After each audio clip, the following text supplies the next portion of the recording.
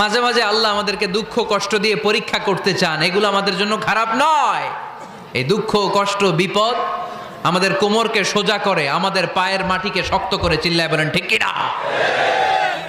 প্রতিকূল পরিবেশে কিভাবে বাঁচতে হয় এই দুঃখ কষ্ট আমাদেরকে শিখায়। এজন্য মুমিন বান্দার বৈশিষ্ট্য হচ্ছে দুঃখ কষ্ট বেদনা জ্বালা এগুলোতে সে আপসেট হয় না, সে হাল ছেড়ে দেয় না, সে ভরসা রাখে একজনের উপর। চিল্লায় বলতে হবে তিনি কে? কারণ মুমিন জানে রাত্রি যত গভীর হয় অন্ধকার তমানিসা ভেদ করে সুবহে সাদিক হয়।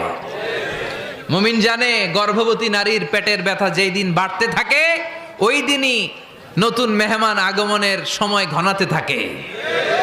মুমিন জানে তার জীবনে দুঃখ কষ্ট বিপদ যত বাড়তে থাকে সুখের দিন কাছে আসতে থাকে। এজন্য মুমিনের হারাবার কিছু নেই। ফা ইন্নামা আল উসরি ইউসরা, ইন্নামা